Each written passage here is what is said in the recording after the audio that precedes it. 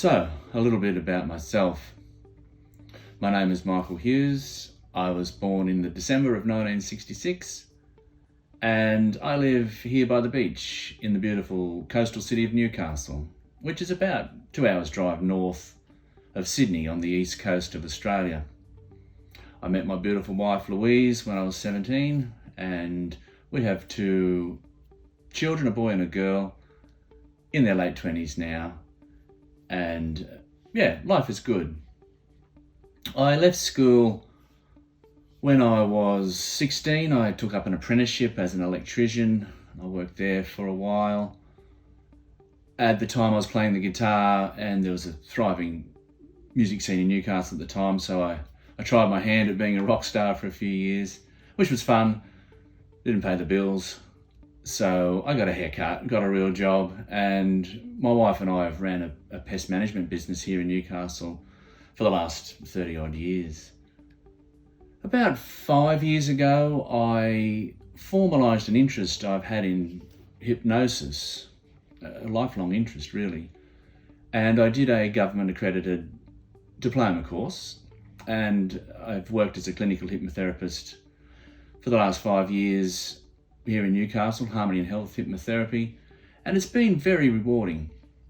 And in a sense, it's now led me to where I am today, which is another change of career, and that of an author. What genre do I write in? That's a tricky question really, because my style of writing doesn't really fit into any of the traditional styles of writing. It's kind of outside the scope of traditional literature. I've given it a name. I call it slumber therapy because it's its own style.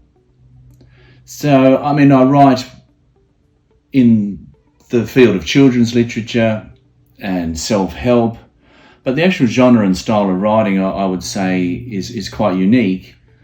And therefore I've given it the name of slumber therapy. My first book, which is called Rainbow Butterfly, is the first book in a series that I'm writing.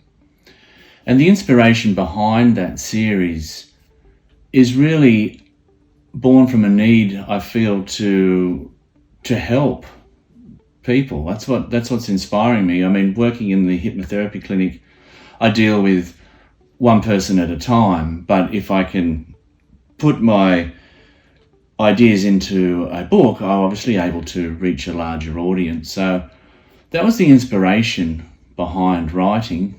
The last 2 years in particular have been pretty tough for children, for everybody, but children with their development, language, emotional skills. So that's where the inspirations come from, to try and reach a larger audience and provide some real help. I guess because of the style of writing, I'd have to say that was influenced, a strong influence from G.I. Gurdjieff, who pretty well gave me the idea that you can write in such a way as to make a meaningful change in people. So definitely that's an inspiration. Then I guess I'd have to look to perhaps Milton Erickson, who was an early pioneer in what's modern hypnotherapy, and his style of his cadence and the way he put his words together would also be an influence in this particular style of writing. Is there anything I find particularly challenging in my writing? I guess because I'm writing a series, the challenge is to keep the thread of what I'm doing through each of the stories, through each of the books, but to make each book its own standalone story. So, because you find yourself writing something down and thinking, well, hang on, I've done that before, and you go back and think, oh no, it's already done. So you got to rethink that, but you got to keep that same idea going, but worded a different way, but in the same way. And yeah, so I guess that's the challenge, is to keep a similar thread, but to make each book its own individual thing.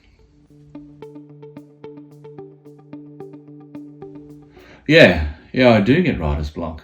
It's a very real thing. Before I started writing, I'd hear about writer's block, and I thought, well, how hard can it be? You just keep writing, but obviously not. So it's a real block. Look, the way I deal with it is I've just got to walk away from it. If ideas aren't coming and I can't get the flow, I will just walk away, go down the beach, go for a walk, do something, come back. And if it's still not happening, I'll just pack it up and not touch it again for the day.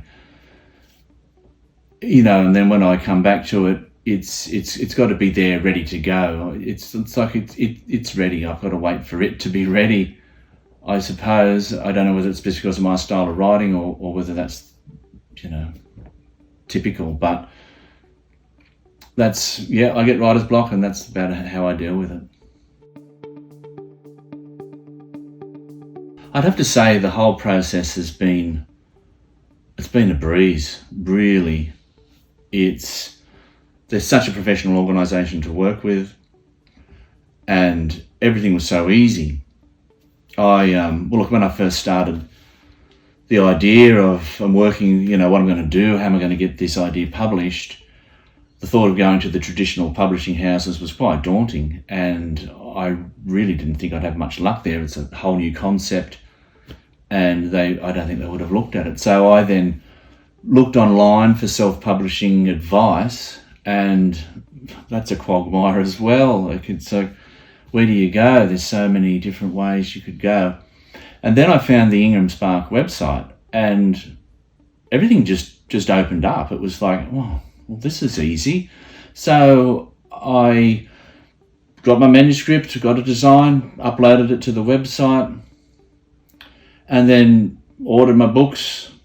And so virtually a couple of weeks later, I've got a bunch of books, or boxed, beautifully delivered, very professionally delivered. And I'm on 20-odd thousand booksellers' websites around the world. So, I don't know where you get that, or who else you'd get that with. I don't think you do. I mean, IngramSpark would just, like a lifesaver, and you truly wouldn't go anywhere else, to be honest. It's so easy.